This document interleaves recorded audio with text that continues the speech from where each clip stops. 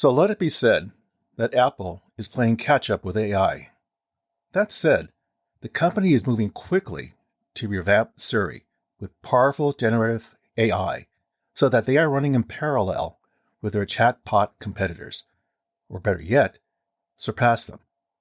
With the biggest shakeup in a decade, Apple is set to revolutionize how we interact with our iPhones.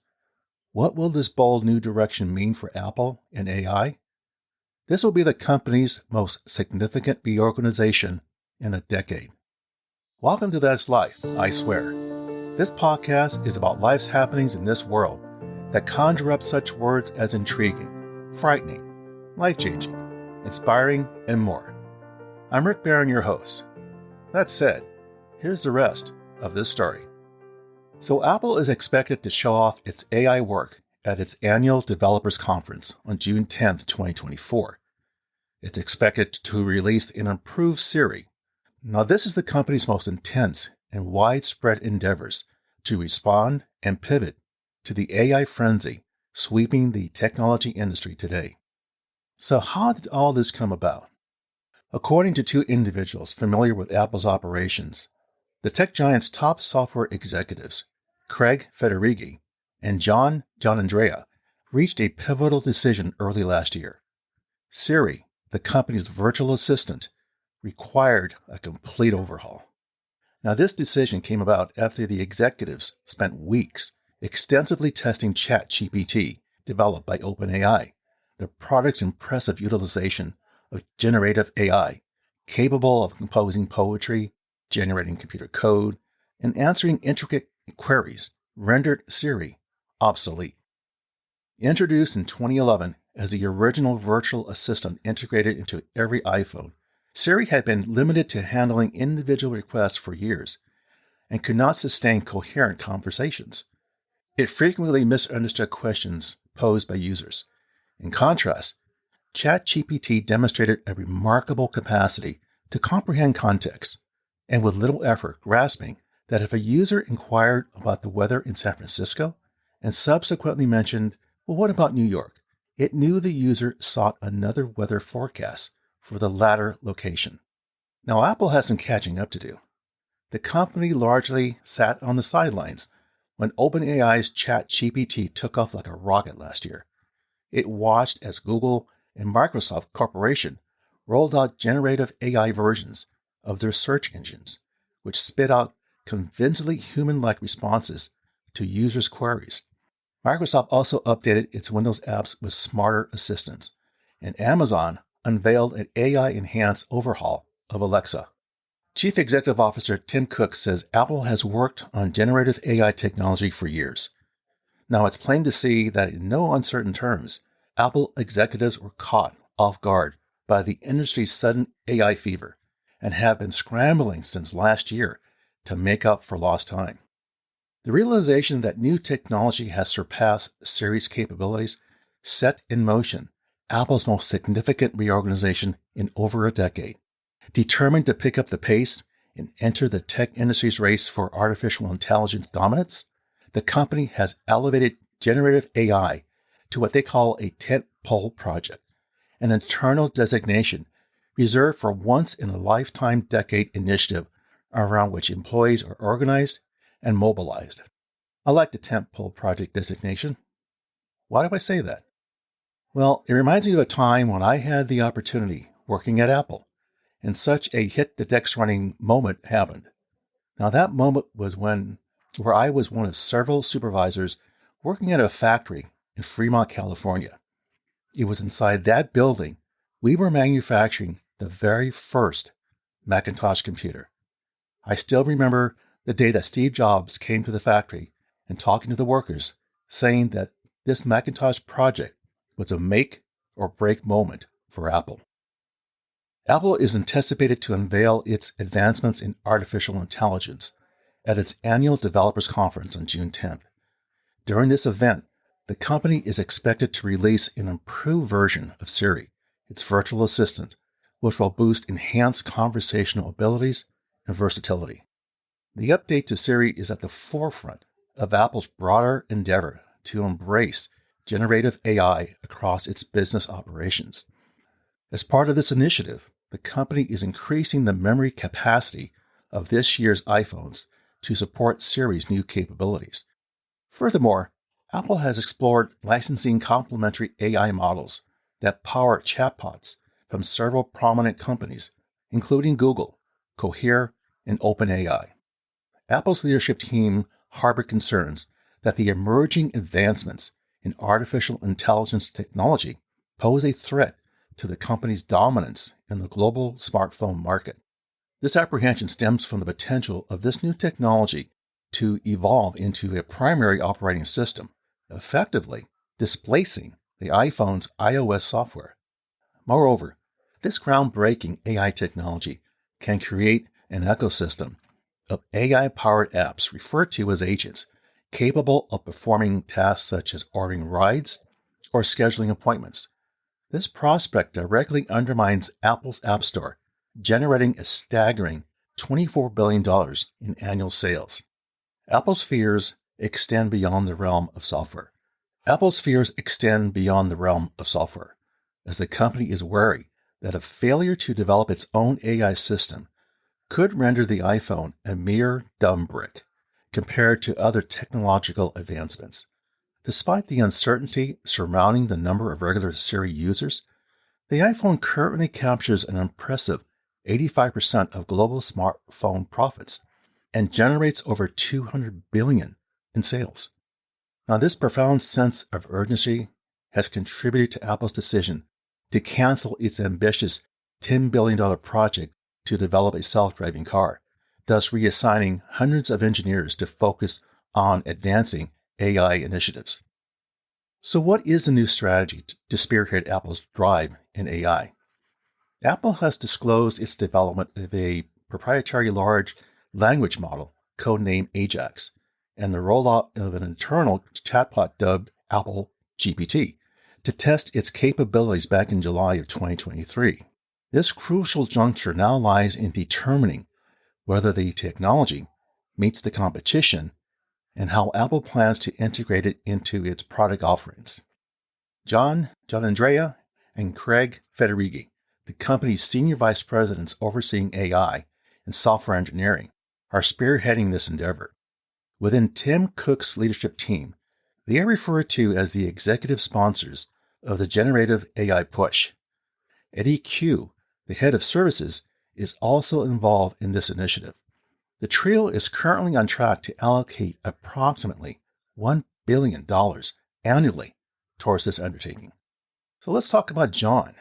He is overseeing the development of the underlying technology for a new AI system, and his team is revamping Siri in a manner that will deeply integrate it. This smarter version of Siri could be ready as early as next year, but there are still concerns surrounding the technology, and it may take longer for Apple's AI features to permeate across its product line. As for Craig, the software engineering group under his leadership is incorporating AI into the next iteration of iOS. There is a directive to infuse it with features powered by the company's large language model, which leverages vast data to refine AI capabilities. Now, these new features should enhance the ability of both Siri and the Messages app to field queries and autocomplete sentences, mirroring recent advancements in competing services. Concurrently, Apple software engineering teams are exploring the integration of generative AI into development tools like Xcode, a move that could potentially accelerate the process of writing new applications for app developers. Now, this would align with services such as Microsoft's GitHub Copilot, which offers autocomplete suggestions to developers as they write code. Now, for Eddie Q, his organization is actively pushing to incorporate AI into as many apps as possible. The group is investigating new features for Apple Music, including auto-generated playlists, a capability that Spotify introduced earlier this year in collaboration with OpenAI and the company's productivity apps. Q's team is also examining how generative AI can be utilized to assist users in writing tasks within apps like Pages or auto-generating slide decks in Keynote. Once again, this mirrors Microsoft's features that have already been launched for its Word and PowerPoint apps. Additionally, Apple is testing the implementation of generative AI for internal customer service applications within its Apple Care group. Apple has explored the possibility of creating servers powered by its iPhone and Mac processors. This move could yield cost savings for the tech giant while fostering consistency between the tools utilized for processes in the cloud and those on its devices. Rather than directly competing with ChatGPT by releasing a chatbot capable of tasks such as poetry writing, three sources familiar with the Apple's efforts stated that the company has focused on enhancing Siri's performance in handling tasks it already undertakes.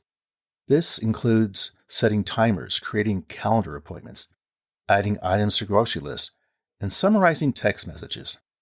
Apple plans to market the improved Siri as a more private alternative to rival AI services, as it will process requests directly on iPhones rather than remotely in data centers. This strategy is expected to yield cost savings as well. In contrast, OpenAI incurs approximately 12 cents for every 1,000 words generated by ChatGPT due to the costs associated with cloud computing. Now, Apple faces potential risk while pursuing a strategy that relies on a smaller AI system housed within iPhones, rather than a larger one stored in data centers. Research has indicated that smaller AI systems could be more prone to making errors, which is known as hallucinations, than their larger counterparts. Tom Gruber, a co-founder of Siri, who worked at Apple until 2018, provided insight into this challenge, stating, and I quote, "It's always been the Siri version to have a conversational interface that understands language and context, but it's a hard problem. Now that the technology has changed, it should be possible to do a much better job of that. So long as it's not a one-size-fits-all effort to answer anything, then they should be able to avoid the trouble." End quote. Despite the hurdles, Apple possesses several advantages in the AI race. With over 2 billion devices globally, the company has a vast platform for distributing AI products very quickly. Additionally, Apple also has a leading semiconductor team, producing sophisticated chips capable of powering AI tasks such as facial recognition. Over the past decade, Apple has faced challenges formulating a comprehensive AI strategy, with Siri seeing minimal improvements since its launch. Now, this shortfall has diminished the attractiveness of Apple's HomePod, as Siri often struggles to perform basic tasks like responding to song requests effectively. According to John Perky, a former Siri team member who now heads the generative AI platform Brighton, the Siri team has not received the same attention and resources as other Apple divisions. Apple's various departments, including software and hardware, operate independently with limited information sharing. However, it must be seamlessly integrated across products for AI to thrive. An ongoing deliberation within the company revolves around the development strategy for generative AI, whether to implement it as an entirely on-device experience, a cloud-based setup, or a hybrid approach combining both. An on-device approach would offer faster performance and enhanced privacy safeguards, but leveraging Apple's LLMs via the cloud could enable more advanced operations. However, the on-device strategy presents challenges in updating the technology and keeping pace with the rapidly evolving industry. Considering this, it would not be surprising if the tech giant adopted a combined approach, utilizing on-device processing for certain features while relying on cloud computing for more advanced tasks. Let's talk about recruitment and secrecy at Apple. Now, Apple has faced difficulties in attracting and retaining top AI researchers. While the company has acquired AI firms led by industry experts, these leaders have typically departed within a few years. Various factors contribute to these departures, with Apple's culture of secrecy being significant. Unlike Google, Meta, and Microsoft, Apple publishes fewer AI research papers and is less active at conferences. Ruslan Salakhundiyev, a prominent AI researcher who left Apple in 2020 to return to Carnegie Mellon University, explained, "Research scientists consider their options. Can I return to academia, or join a research institute where I can work more openly. In recent months, Apple has increased its publication of AI papers. However, leading AI researchers have expressed skepticism about their value, suggesting these publications aim to create an impression of substantial work rather than showcase potential market innovations. Suju Fu, an Apple intern and AI doctoral student at the University of California, Santa Barbara, offered one of these recent papers. Last summer, he developed a system that edited photos using written commands instead of traditional Photoshop tools. Although Apple provided the necessary GPUs for his project, he had no direct interaction with the AI team working on Apple products. Despite interviewing for full-time positions at Adobe and NVIDIA, Fu plans to return to Apple after graduation, believing he can make a more significant impact there. He noted, and I quote, "AI product and research is emerging at Apple, but most companies are very mature. At Apple, I have more room to lead a project instead of just being a team member." End quote. So what can we learn from this story? What's the takeaway? Well, let's face it, Apple was caught flat-footed when ChatGPT and other AI tools took the technology industry by storm. However, the company is now preparing its response and plans to develop features for its full range of devices. When it comes to getting this right, the stakes are high. Generative AI has quickly become more than a buzzword and will be central to the next several decades of computing. Apple knows it can't afford to take a back seat. Well, there you go, my friends. That's life, I swear. For further information regarding the material covered in this episode, I invite you to visit my website, which you can find on Apple Podcasts, for show notes calling out key pieces of content mentioned and the episode transcript. As always, I thank you for the privilege of you listening and your interest. Be sure to subscribe here or wherever you get your podcasts so you don't miss an episode. See you soon.